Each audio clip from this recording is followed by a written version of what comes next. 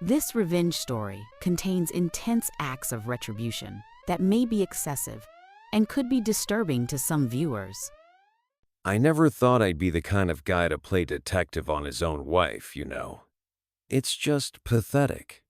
But Sarah, she'd been acting all kinds of strange for months now, just off.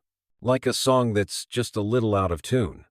We'd been together since high school, right? Dated all through college, got hitched at 22, and for years, we were those sickeningly in-love couple that people rolled their eyes at. And I loved that. I loved her. But lately, it was girls' night. This, work event. That. Always something. Always out. She used to be such a homebody, and now suddenly, she's some kind of social butterfly. It just didn't add up, and it started to bother me. Her phone became her third hand.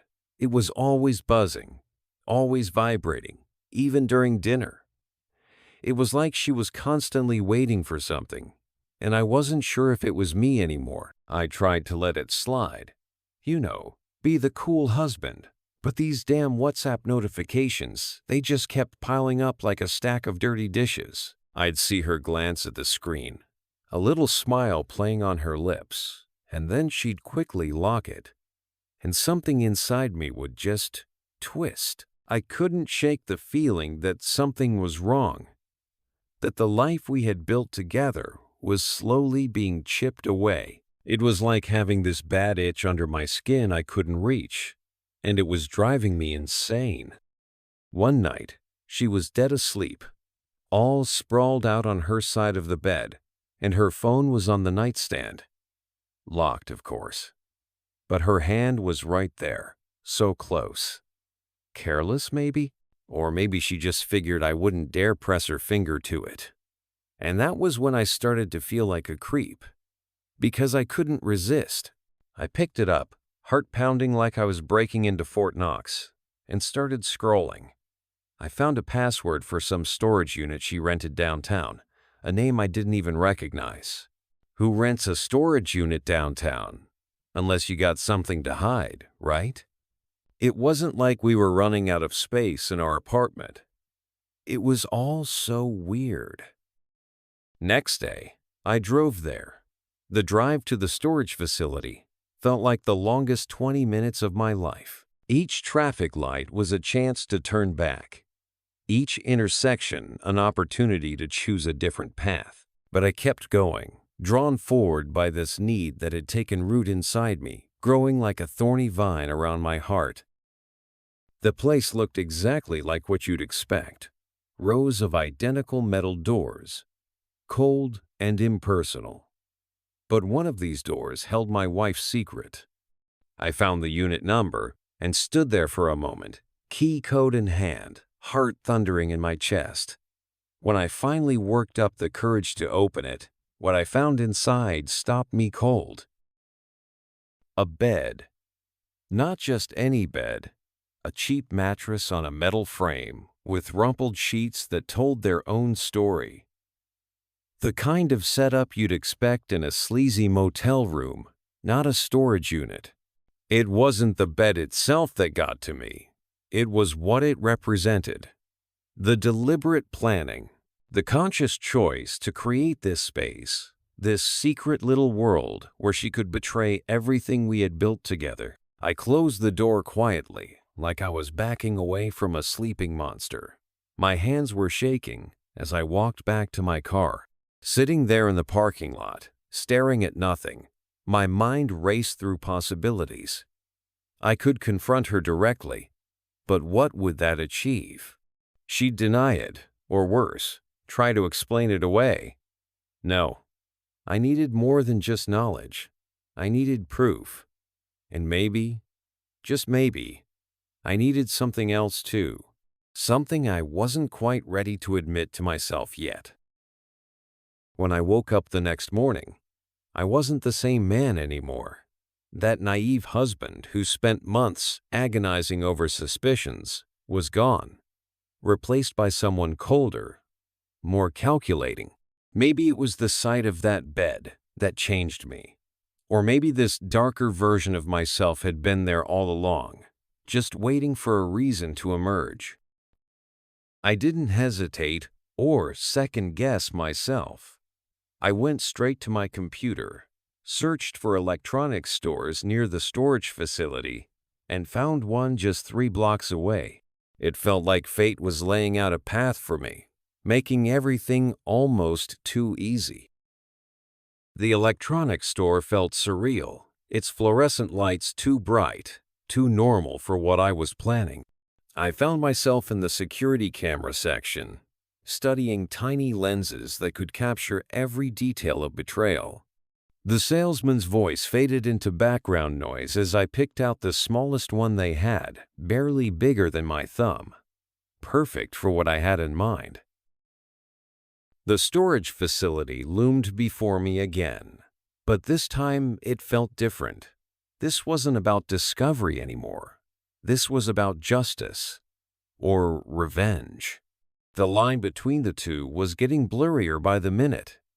I punched in the code I'd stolen from Sarah's phone, each number feeling like another betrayal. The gate creaked open, with a sound that seemed to echo my guilt. The security keypad blinked at me, almost mockingly. I punched in the code I'd stolen from Sarah's phone, each number feeling like another betrayal. The gate creaked open, with a sound that seemed to echo my guilt. Walking down those corridors felt like descending into some kind of personal hell, each step taking me further from the man I thought I was. Unit 247. The numbers were painted in black, stark against the metal door. This is where she came, where she lived her other life, the one that didn't include me. My hands trembled as I unlocked it, the key feeling heavy and foreign in my grip. Inside, the space was sparse, but telling. A cheap mattress pushed against one wall, a small table, a lamp, the evidence of her betrayal laid out like exhibits in a museum of broken trust. I took out the camera from my pocket, studying it for a moment.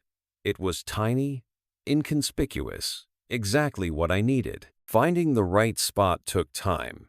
I needed the perfect angle, one that would catch everything. I finally settled on positioning it behind some boxes in the corner, carefully adjusting it until I had a clear view of most of the room.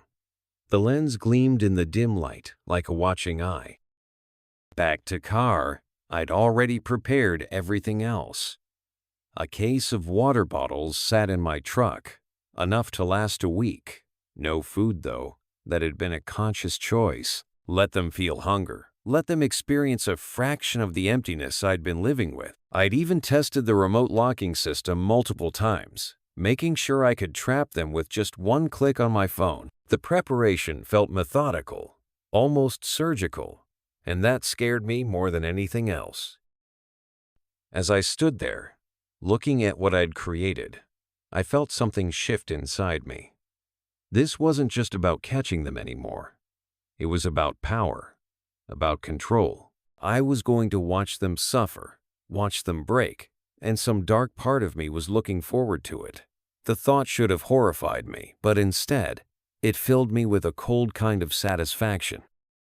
I locked up and walked away, each step echoing in the empty corridor. The facility's cameras caught my departure, but I wasn't worried. I was just another customer, just another person storing their secrets behind metal doors. Except my secret was different. My secret was alive, and soon it would be trapped. The drive home felt surreal, like I was floating above myself, watching someone else navigate the streets. I kept checking my phone, making sure the camera feed was working, that everything was ready. It felt like I was preparing for a show, and in a way, I was. A show of betrayal, of revenge, of justice, or at least, that's what I told myself. But deep down, in a place I didn't want to examine too closely, I knew this was something else entirely. This was me becoming something I never thought I could be. And maybe that was the real tragedy here. Not just Sarah's betrayal, but my response to it. The way it had twisted me, changed me into someone I didn't recognize. But it was too late to turn back now. The trap was set, the stage was prepared, and all that was left was to wait for the players to arrive. A few days later, my phone buzzes with a notification from the camera app. My heart did a weird flip, a mixture of dread and anticipation, and my hands felt clammy. I clicked it open, and there is Sarah, as clear as day, walking into the unit with this guy I've never seen before. She was laughing, her hand on his arm, and it was like a punch to the gut. Like a cold hand had just closed around my heart. They were flirting, touching, and it didn't take long for things to get physical. It was a full-on affair, not some harmless fling. The air was knocked out of me, and I felt this intense, burning rage rising up from the depths of my being. I watched it all play out through the tiny screen of my phone as if I was watching a movie. But this wasn't a movie. This was real, and it was being ripped apart. The betrayal hit me like a physical blow. I felt sick, and my hands were shaking. I wanted to smash something, to scream, to tear the world apart. I waited until they were both inside, wrapped in each other, then, with trembling fingers, locked the unit remotely using the digital keypad. Click, it went. Like the closing of a coffin lid. That was it. They were trapped, and I felt nothing. Not yet anyway. I was numb, like I was watching some kind of play unfold, not my own life. At first, they didn't even realize that they were locked in. I watched them through the camera, their faces so carefree, so oblivious, like they had all the time in the world. It was like they were in their own little world, a secret world that I wasn't allowed into. By the second day, the mood shifted. Sarah tries the door and finds it wouldn't budge. And that's when the panic started. They started yelling, banging on the walls, but no one could hear them. The place was a ghost town at night, just as I had planned. I was glued to my phone, refreshing the feed every few minutes, like I was watching my own personal reality television show. Every notification, every movement I saw on the screen was like another twist of the knife. There was a twisted kind of satisfaction in watching them, in seeing them finally feeling what I had felt. But it didn't make me feel any better. It didn't ease the hurt. It didn't lessen the betrayal. It just confirmed it. And it made me feel like I was spiraling. By the third day, the water was running low. Sarah was the one to crack first. I watched as she lunged for a bottle, trying to gulp it all down at once, her thirst written all over her face. The guy, Mark, snatches it from her, a look of panic in his eyes. "What the hell are you doing?" he shouted. "We need to ration this." Her eyes were wild, desperate, like an animal caught in a trap. "I am thirsty. You don't get to tell me what to do," she yelled back, her voice hoarse with fear and anger. I watched them, these two people who had betrayed me, fight over a bottle of water, and felt this strange mix of disgust and something else. It wasn't pleasure, but maybe it was a sense of sick satisfaction. I was the one with power now. I was their puppet master, and they were dancing on my strings. Their argument turned physical, and that was the first time I saw her cry. Mark shoved her, and she fell against the wall, and I just watched, my hand clenched around my phone, feeling like I was losing control. It felt like I was watching a car crash in slow motion, and I had the power to stop it, but I just couldn't. Or maybe I didn't want to. Maybe, just maybe, part of me wanted to see how far they would go, how far they could break each other. I wanted to see just how much they would suffer, how much they would beg for mercy, And maybe, just maybe, that made me even worse than they were. By the 5th day, the storage unit had become a tomb. The air inside was thick, stale, and heavy with the smell of sweat and fear. It was getting colder at night, and I could see them shivering through the camera feed, their faces pale and drawn. Sarah and Mark barely spoke to each other anymore. They sat on opposite sides of the unit, avoiding eye contact, their bodies slumped and defeated. It was like they were strangers, trapped in the same cage, with nothing left to say. Sarah kept muttering to herself, her voice barely a whisper. "Why is this happening? What did I do to deserve this?" The words were weak, almost pathetic, like she was trying to convince herself of something that wasn't true. Mark, on the other hand, had grown increasingly angry. He paced back and forth like a caged animal, his movements jerky, his eyes darting around the room like he was looking for an escape. He would curse under his breath, his hands balled into fists, like he was ready to lash out at anything that moved. He was losing it, his composure crumbling under the weight of their confinement. I watched them, their bodies thin and weak, their eyes hollow, and felt this strange detachment, like I was watching a nature documentary, and they were just animals in their natural habitat. "This is all your fault," he finally snapped at Sarah, his voice raw with frustration and despair. "If you hadn't dragged me into this mess, we wouldn't be here." He spat the words at her, like they were poison, and she flinched, her body shrinking in on itself like she was trying to disappear. She didn't respond, just stared at the floor, her face pale and gaunt, like she was already dead. I felt a twinge of something that felt like pity, but it was quickly overshadowed by the anger and resentment that I had been nursing for so long. She made her bed. Now she could lie in it.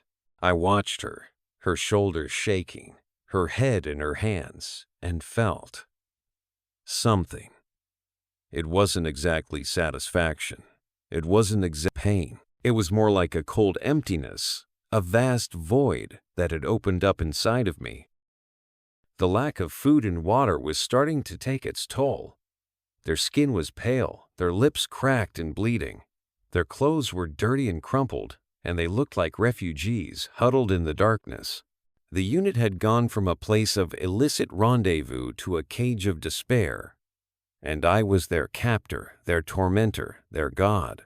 I watched them, their movements slow and lethargic, their eyes glazed with fatigue, and felt almost nothing. Like the emotional part of me had shut down, like I had become nothing more than a detached observer. I focused on the camera feed, zooming in on their faces, trying to see any signs of remorse, any flicker of recognition of the wrong they had done. But mostly, all I saw was fear, anger, exhaustion, and this strange sense of despair. I started to see this strange kind of mirror image unfolding. They were turning on each other, just as Sarah had turned on me, just as I was now turning on them. Was this some kind of cosmic justice playing out, or had I simply become the monster that I had always been afraid of? The questions started to pile up, heavy and unanswered, like stones in my stomach. I kept looking for something that would make me feel better about what I was doing, but all I found was pain and this growing sense of unease. It was getting harder to watch, harder to justify what I was doing.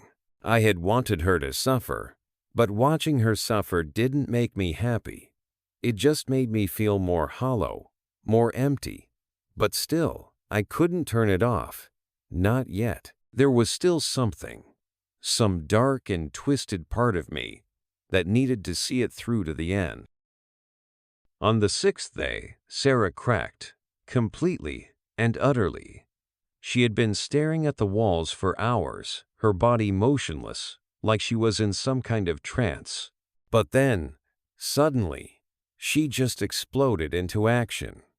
She started digging through the unit, like a woman possessed, looking for anything that might help them escape. She was clawing at the walls, pushing at the metal, her fingernails scraping against the rough surface, like she thought her bare hands could somehow break through the metal. Her fingers were bleeding, her hands raw and torn, but she just kept going, her eyes wide and desperate, like a cornered animal. Mark, who had been sitting in the corner, his head in his hands, suddenly snapped out of his lethargy and tried to stop her. He grabbed her arm, his face contorted with anger and frustration, but she fought back, scratching, clawing at him like a wildcat.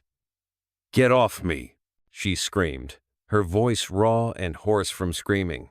"I am not dying in here because of you." She was like a woman possessed, her strength fueled by desperation and adrenaline, and Mark was clearly surprised by her ferocity. He slapped her hard. The sound echoed in the small space, the sharp crack of skin on skin sending a shiver down my spine, even through the camera. She fell to the ground, sobbing, her body trembling with uncontrollable sobs. I felt a sharp pang of guilt, sharp and unexpected, like a knife twisting in my gut, but it was quickly replaced by the old familiar anger, the resentment that had been festering for so long. She had brought this on herself, hadn't she? They both had. And that was what I had to keep telling myself if I wanted to hold on to any sense of justification for my actions. I watched as Mark stood over her, breathing heavy, his hands shaking, and felt a cold detachment wash over me.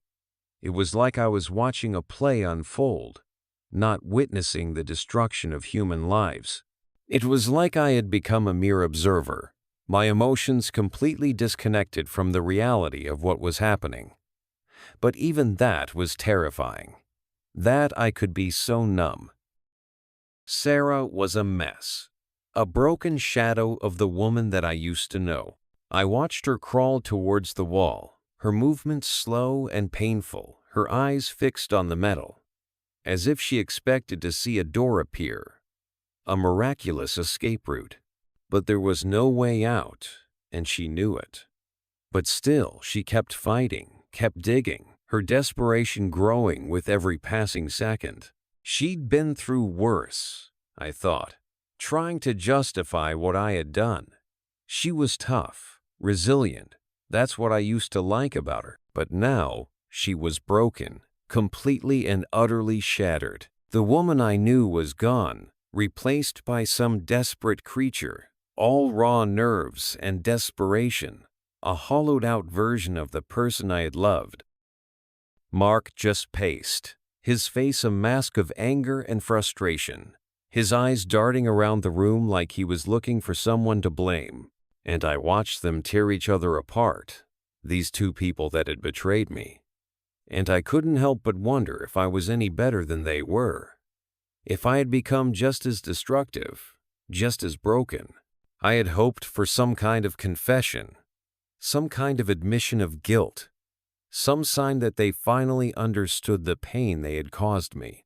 But there was nothing, just fear, anger, and this heavy sense of despair that was suffocating the small space. And then, this awful, terrible realization dawned on me, like a punch to the gut. I didn't want to see them suffer anymore, but at the same time, I didn't know how to stop. I had come so far. I had put so much into this twisted plan, and now I felt trapped by it. I felt like I was on a runaway train, and I didn't know how to stop it, or even if I wanted to. The guilt had become a heavy weight, crushing me beneath its burden, and I knew that if I didn't end this, it would consume me completely. By the 7th day, I was completely drained, both physically and emotionally. I couldn't bring myself to look at the screen anymore, to witness the suffering that I had orchestrated. What had started as a mission of revenge had devolved into some kind of twisted torture, and I couldn't pretend any longer that I was the good guy here.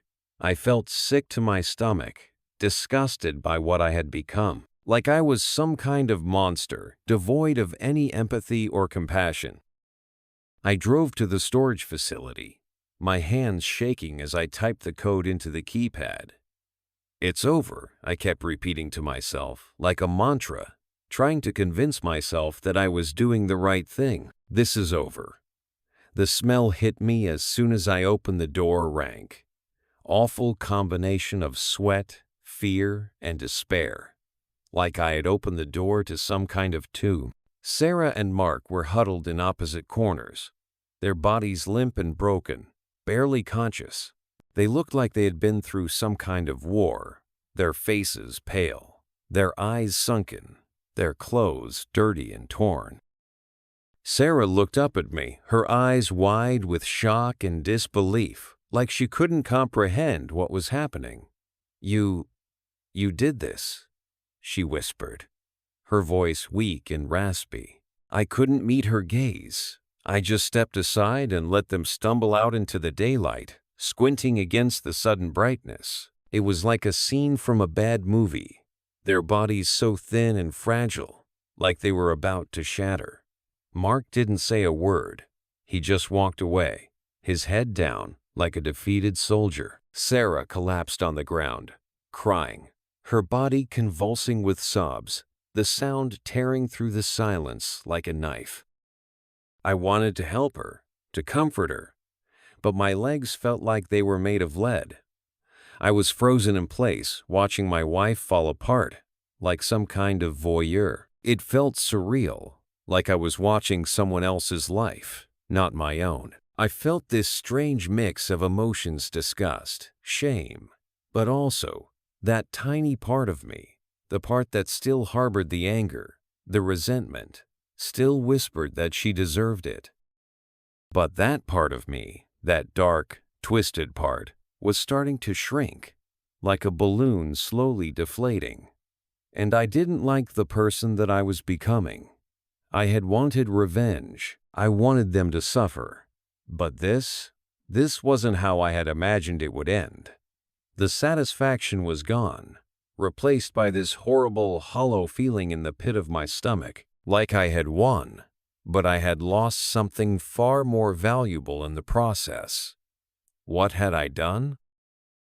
I filed for divorce the next week, the paperwork feeling like some kind of final nail in the coffin of our marriage. Sarah didn't fight it. She didn't even look at me. She just signed the papers, her eyes empty, and moved out, leaving a void in the house that felt impossible to fill. I haven't seen her since. It was like she had disappeared, vanished from the face of the earth, and with her, a part of me had died too. Mark quit his job, packed his bags, and left town, disappearing just as suddenly as he had appeared. I heard he's living with his parents now, trying to piece his life back together. A broken man, just another piece of collateral damage in my warped quest for revenge. He was never anything to me, but I can't help but feel bad for him. As for me, I am trying to move on, trying to pick up the pieces and create something new out of the wreckage. What I did wasn't right. I know that now, but it felt necessary at the time. I still can't look at that camera. Still can't erase the images of their faces from my memory. Still hear Sarah's screams in my head and feel this sickening sense of guilt that threatens to consume me completely. And still, that little voice in my head, the voice of the monster, it still whispers that she deserved it. But it's a little quieter now, not so confident anymore. It's hard to tell if I regret it, or if it's just the guilt eating away at me, like a cancer. I think maybe it's a little of both. It was never going to bring back the past, or fix what was broken, but I had to try, and now I am left picking up the pieces. Sometimes, late at night, I think about that storage unit and wonder if I went too far. If the monster had taken over, if I had crossed a line that I could never come back from. And then I remember the betrayal, the lies, the pain that they had caused me. And I tell myself they got what they deserved. But it doesn't make me feel better. It doesn't fill the void. It just makes me feel lost, alone, and broken. I wonder if maybe, one day, I'll be able to forgive myself. But even that feels impossible.